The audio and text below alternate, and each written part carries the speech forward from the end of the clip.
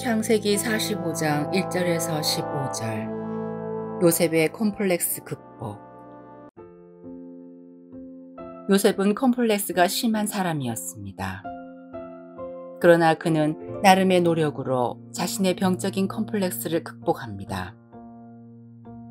그 증거가 형제들에게 자신을 드러냄을 통하여 알 수 있습니다.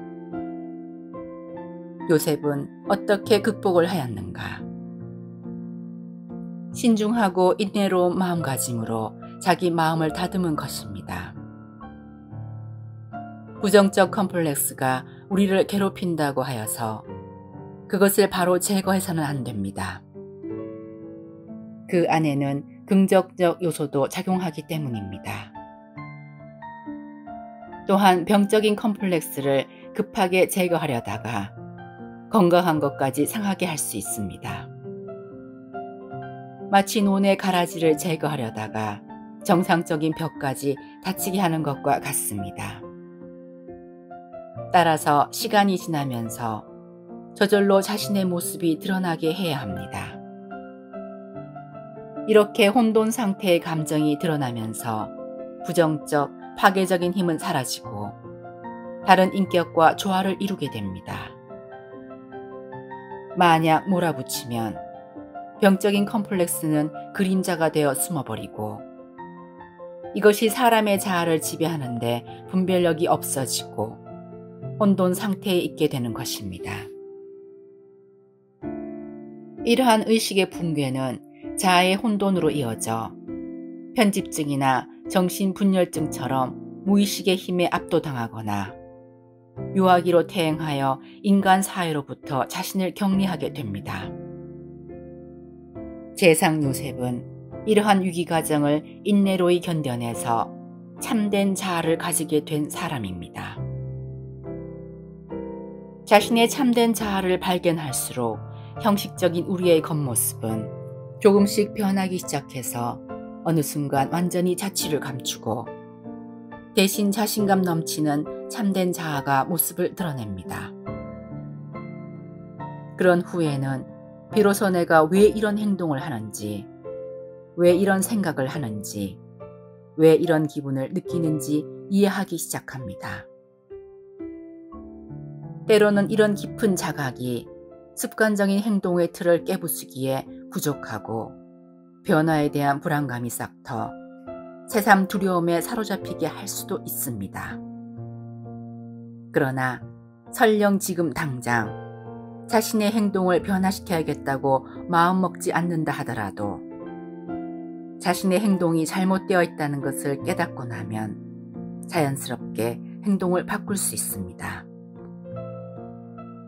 비록 습관적 행동들이 완전히 사라지진 않겠지만 적어도 그 행동을 좋게 할 수 있다는 것입니다. 삶의 다양한 부분들을 깨닫는다면 우리는 보다 더 활기차게 생활할 수 있습니다. 그런 후에는 무의미한 습관을 고쳐나가기가 한결 쉬워지는데 이것은 습관 역시 오랜 시간을 두고 되풀이되어 온 하나의 반복과 행동에 지나지 않기 때문이지요. 자신의 행동을 제대로 인식하면 반복적 일상과 습관들을 극복할 수 있습니다. 이것을 유다가 자신의 삶으로 보여줍니다. 융 분석가 마리 루이제 폰 프란츠는 이렇게 말합니다. 도망칠 구멍이라곤 없는 막다른 골목에 다다르거나 갈등에 처해 해결책이라곤 없어 보이는 순간이 전통적인 개별화가 시작되는 때문이다. 사면 초과의 순간이 성숙의 기회란 것입니다. 무의식은 자아가 한계에 부딪히도록 하기 위해 희망이라고는 없어 보이는 갈등을 갖기를 바랍니다. 왜냐하면 인간은 어떤 결정을 하든 잘못될 것이고 어느 길을 택해도 실패하게 될 것이라는 사실을 깨달아야 하기 때문입니다. 이는 자아의 우월감이 깨어지도록 하게끔 합니다. 자아는 항상 선택에 대한 책임이 자신에게 있다는 착각으로 행동하는데 그런 착각을 깨뜨리려는 것입니다. 그것이 무서워 아무것도 하지 않으면 아무 일도 일어나지 않습니다. 윤리적인 사람이 자기 존재 핵심에 도달하는 고통을 겪어내려 할 때 참 자아가 드러납니다. 온갖 지장을 다 떨어버리고 하느님 앞에 맨몸으로 서는 것입니다.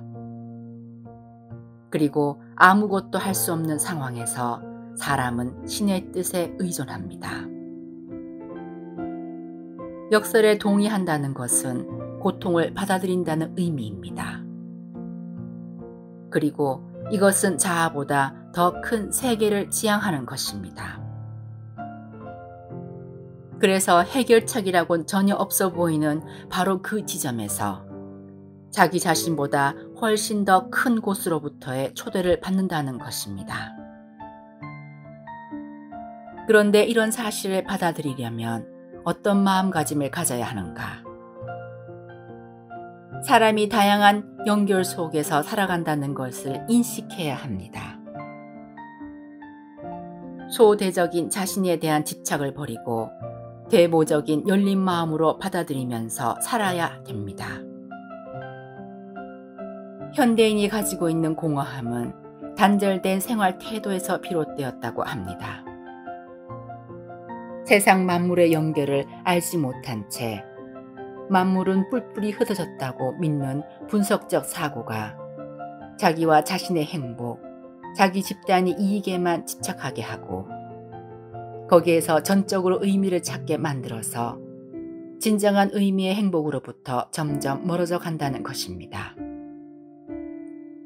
따라서 나를 초월한 연결을 향해 마음의 문을 열고 초월한 곳에서 들려오는 부름의 소리를 쫓아 살아가야 합니다.